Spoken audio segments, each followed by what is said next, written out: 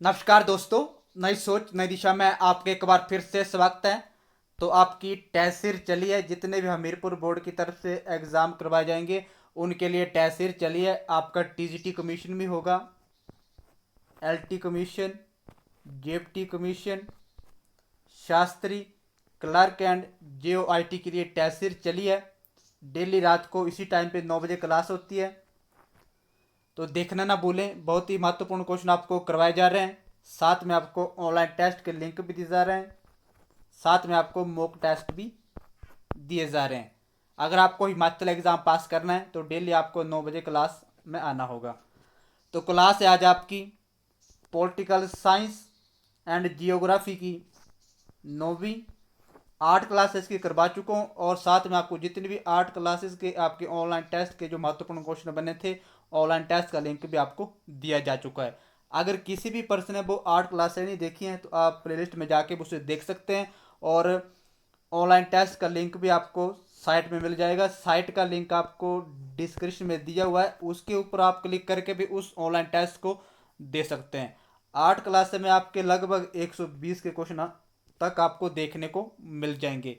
तो चलते हैं आज के पहले क्वेश्चन की तरफ। तो वीडियो में अंत तक बने रहें। वीडियो के अंत में महत्वपूर्ण टॉपिक के बारे में विस्तार से चर्चा भी करेंगे, आपसे क्वेश्चन भी पूछूंगा। तो वीडियो में अंत तक बने रहें, वीडियो को अधूरी छोड़कर ना जाएं। अगर आपको हिमाचल एग्जाम पास करना है, डीपली आपको क्वेश्चन करवाए जा रहे हैं, एक्सपेक्टेड आपको करवाए जा रहे हैं, जो कि आपको एग्जाम में आ सकते हैं। तो पहला क्वेश्चन है पॉलिटिकल साइंस का। भारतीय नागरिकता को किस भाग में रखा गया है? जो आपकी भारतीय नागरिकता है उसे किस भाग में रखा गया है?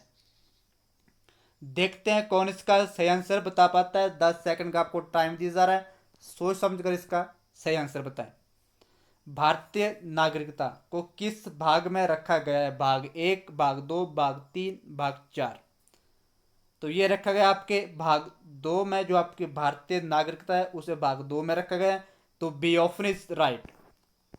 भारतीय नागरिकता को किस अनुच्छेद में रखा गया है? तो कोई भी क्वेश्चन आपका मिस नहीं होगा, एग्जाम तक आपको डीपली स्टडी करवाई जा रही है। तो आप क्लास में अंत तक बने रहें। भारतीय नागरिकता को किस अनुच्छेद में रखा गया है?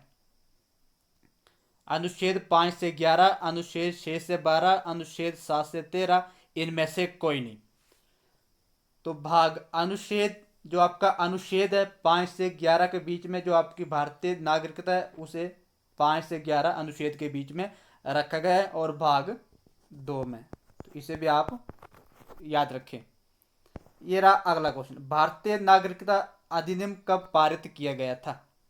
जो आपका भारतीय नागरिकता है जो अधिनियम था वो कब पारित किया गया था?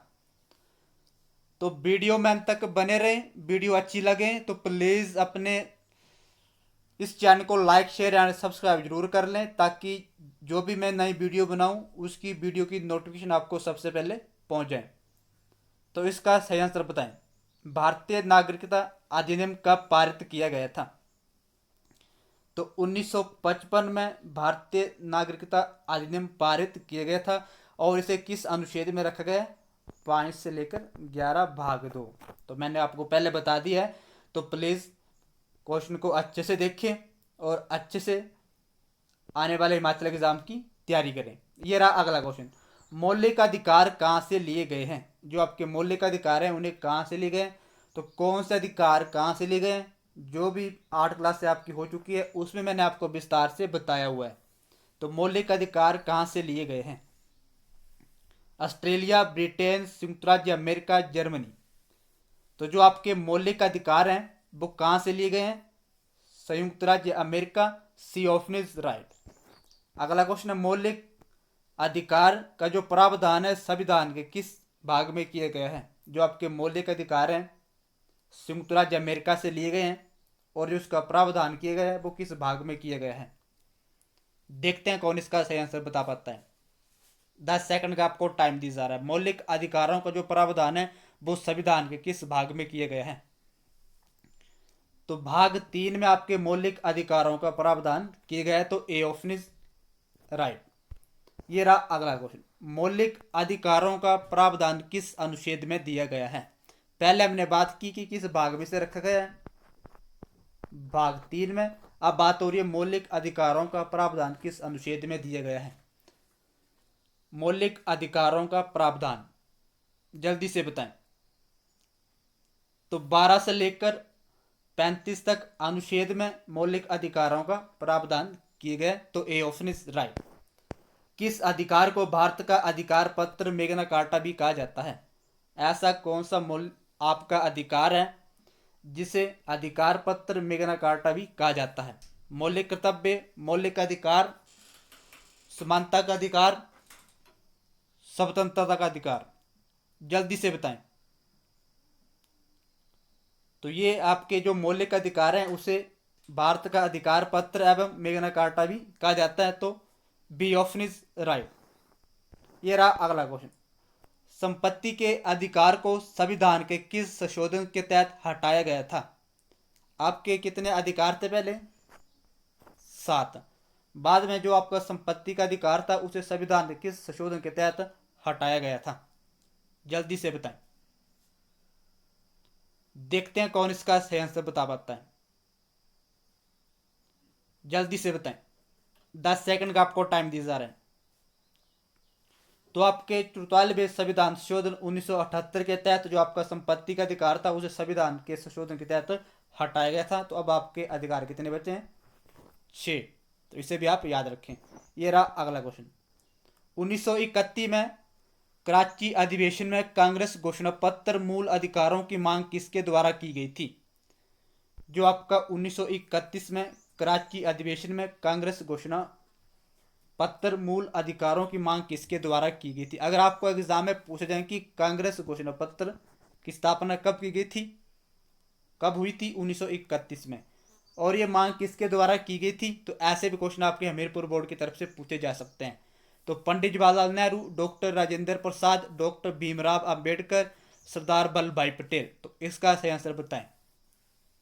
तो सरदार वल्लभ भाई पटेल के द्वारा 1931 में कराची अधिवेशन में कांग्रेस घोषणा पत्र मूल अधिकारों की मांग की गई थी। तो डी ऑप्शन इज राइट। ये रहा अगला क्वेश्चन। मूल अधिकारों का प्रारूप किसके द्वारा बनाया गया था। जो आपके मूल अधिकार थे उसका प्रारूप किसके द्वारा बनाया गया था। पंडित जवाहरलाल नेहरू, डॉक्टर राजेंद्र प्रसाद, डॉक्टर भीमराव अंबेडकर, सरदार वल्लभ भाई पटेल। तो इसका सही आंसर होगा पंडित जवाहरलाल नेहरू के द्वारा। जो आपके मूल अधिकारों का प्रारूप है वो इनके द्वारा बनाया गया था, पंडित जवाहरलाल नेहरू के द्वारा। अब बात करते हैं जियोग्राफी के महत्वपूर्ण क्वेश्चन के बारे में। तो प्लीज वीडियो में अंत तक बने रहें। सबसे बड़ा महासागर कौन सा है। सबसे बड़ा महासागर कौन सा है। प्रशांत महासागर, अटलांटिक महासागर, हिंद महासागर, आर्कटिक महासागर। देखते हैं इसके बारे में सबसे पहले किसका सही आंसर आता है। सबसे बड़ा महासागर कौन सा है, तो वो है आपका प्रशांत महासागर। A option is right. Mariana गर्त जो कि 11,022 मीटर गहराई है वो किस महासागर में स्थित है। अगर आपको एग्जाम में पूछ जाए कि जो मेरियाना गर्त है उसकी वो कितने गहरा है, तो वो आपका 11,022 मीटर गहरा है और वे किस महासागर में स्थित है, जल्दी से बताएं। मेरियाना गर्त। देखते हैं इसके बारे में कौन सबसे पहले सही आंसर बताता है। 10 सेकंड का आपको टाइम दिया जा रहा है। प्लीज वीडियो को लाइक करें, कोई भी लाइक नहीं कर रहा है। मेरियाना गर्त तो आपके प्रशांत महासागर में स्थित है। A option is right. उत्तरी अक्षांश में डैश डिग्री सेल्सियस लेकर डैश डिग्री सेल्सियस लवणता पाई जाती है। जो आपका उत्तरी अक्षांश है उसमें डैश डिग्री सेल्सियस लेकर डैश डिग्री सेल्सियस लवणता पाई जाती है। 10 से 20, 20 से 40, 25 से 40, 30 से 40, जल्दी से बताएं। ऐसे क्वेश्चन बनेंगे आपके हमीरपुर बोर्ड की तरफ से। तो आपके 20 से लेकर 40 डिग्री सेल्सियस तक आपकी जो उत्तरी अक्षांश में लवणता पाई जाती है वो 20 से लेकर 40 डिग्री सेल्सियस पाई जाती है। तो बी ऑप्शन इज राइट। ये रहा अगला क्वेश्चन। गाइयोट कहा जाता है। जो आपका गाइयोट है वो किसे कहा जाता है। समुद्री पर्वतों को, झीलों को, नदियों को, इनमें से कोई नहीं। गाई ओट की बात हो रही है। गाई ओट अपने माइंड में सेट कर लीजिए। गाई ओट किसे कहा जाता है। तो ये कहा जाता है आपके समुद्री पर्वतों को गायोट कहा जाता है, तो ए ऑप्शन इज राइट। ये रहा अगला क्वेश्चन। महासागरीय जल का तापमान लगभग कितने डिग्री सेल्सियस के बीच में रहता है? जो आपका महासागरीय जल होता है वो लगभग कितने डिग्री सेल्सियस के बीच में रहता है? जल्दी से बताएं। महासागरीय जल का तापमान लगभग कितने डिग्री सेल्सियस के बीच में रहता है? तो ये रहता आपका 5 डिग्री सेल्सियस लेकर 33 डिग्री सेल्सियस तक ये आपका तापमान रहता है, तो बी ऑप्शन इज राइट। विश्व में सबसे बड़ी तटीय सीमा वाला देश कौन सा है? विश्व में सबसे बड़ी तटीय सीमा वाला देश कौन सा है? Canada, Indonesia, Greenland, New Zealand. तो ये आपका कनाडा विश्व में सबसे लंबी तट सीमा वाला देश है, Canada. A option is right. ये रहा अगला क्वेश्चन। विश्व में सबसे बड़े जल क्षेत्र के आधार पर कौन सा देश सबसे बड़ा है? विश्व में सबसे बड़े जल क्षेत्रफल के आधार पर कौन सा देश है? बात हो रही है जल क्षेत्रफल के आधार पर, ना कि क्षेत्रफल के आधार पर। क्वेश्चन को अच्छे से समझे। जल क्षेत्रफल के आधार पर कौन सा देश है सबसे बड़ा? Canada, Indonesia, Greenland, New Zealand. तो ये भी आपका कनाडा है, तो ए ऑप्शन इज राइट। व्यापार के दृष्टिकोण से संसार का सबसे अधिक व्यस्त महासागर कौन सा है? बात हो रही है व्यापार के दृष्टिकोण से संसार का सबसे अधिक व्यस्त महासागर कौन सा है? अटलांटिक महासागर, प्रशांत महासागर, हिंद महासागर, इनमें से कोई नहीं। जल्दी से बताएं। तो जो आपका अटलांटिक महासागर है वो व्यापार के दृष्टिकोण से संसार का सबसे अधिक व्यस्त महासागर है, तो ए ऑप्शन इज राइट। अब बात करते हैं वीडियो के अंत में महत्वपूर्ण टॉपिक के बारे में। तो हम कांगड़ा का इतिहास आपसे डिस्कस कर रहे हैं। तो आज बात करें, आप मुझे ये बताएं, जो गज जल विद्युत परियोजना है,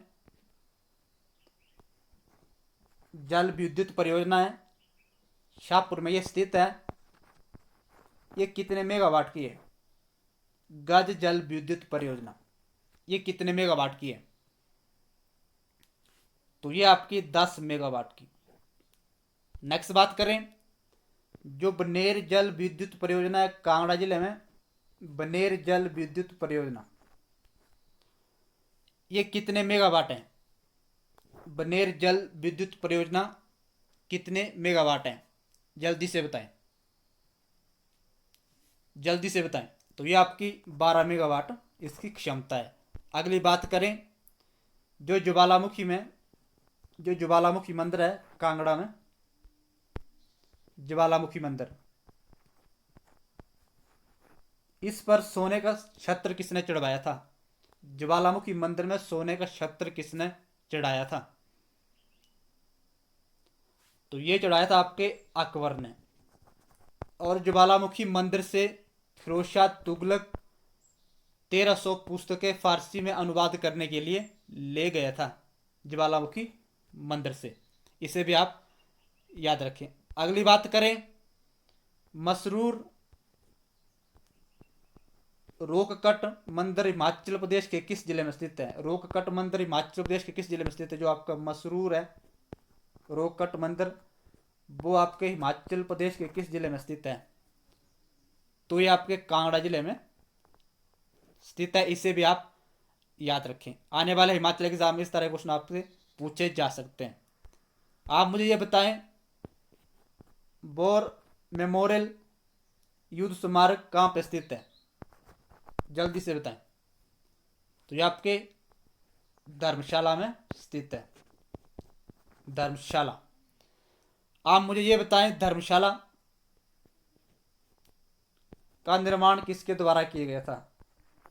धर्मशाला का निर्माण किसके द्वारा किया गया था और कब किया था? निर्माण नींव किसने रखी थी धर्मशाला की?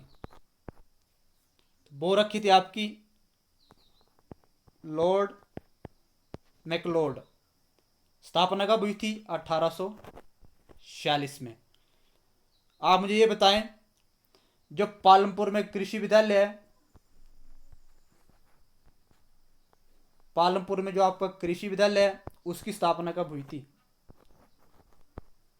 पालमपुर में कृषि विद्यालय की स्थापना कब हुई थी? जल्दी से बताएं। तो 1978 में पालमपुर में कृषि विद्यालय की स्थापना की गई थी। तो ऐसे क्वेश्चन पूछे जाएंगे आपके हमीरपुर बोर्ड की तरफ से। आप मुझे ये बताएं, शोभा सिंह आर्ट गैलरी कहाँ पर स्थित है? शोभा सिंह आर्ट गैलरी कहाँ पे स्थित है? जल्दी से बताएं, शोभा सिंह आर्ट गैलरी कहाँ पे स्थित है? तो कांगड़ा में स्थित है, अंद्रेटा में। इसे भी आप याद रखें। आप मुझे ये बताएं, जो कांगड़ा पेंटिंग है वो किसके द्वारा लिखी गई है? जो कांगड़ा पेंटिंग पुस्तक है वो किसके द्वारा लिखी गई है? पेंटिंग पुस्तक किसके द्वारा लिखी गई है? कांगड़ा पेंटिंग, जल्दी से बताएं, जल्दी से बताएं। तो MS रंधावा के द्वारा कांगड़ा पेंटिंग पुस्तक लिखी गई है। आप मुझे ये बताएं, संसार चंद ऑफ कांगड़ा पुस्तक किसके द्वारा लिखी गई है? संसार चंद ऑफ कांगड़ा पुस्तक किसके द्वारा लिखी गई है? जल्दी से बताएं, संसार चंद ऑफ कांगड़ा पुस्तक किसके द्वारा लिखी गई है? तो JC फ्रेंच के द्वारा ये पुस्तक लिखी गई है। तो आज के लिए इतना ही। अगर वीडियो अच्छी लगी हो तो प्लीज़ चैनल को लाइक शेयर एंड सब्सक्राइब जरूर कर लें, ताकि आने वाले हर वीडियो की अपडेट आपको समय समय पर मिलती रहे। तो मिलते हैं अब मॉर्निंग में। तो मॉर्निंग वाली क्लास भी आप मिस ना करें, बहुत ही महत्वपूर्ण आपको क्वेश्चन करवाए जा रहे हैं। 17 अक्टूबर तक आपको ये करवाए जाएंगे हमीरपुर बोर्ड की तरफ से। जो भी आपके एग्जाम हुए हैं ओल्ड क्वेश्चन पेपर की रिवीजन चलिए मॉर्निंग में, तो उसे भी आप देखना ना भूलें। तो मिलते हैं मॉर्निंग में, तब तक के लिए धन्यवाद।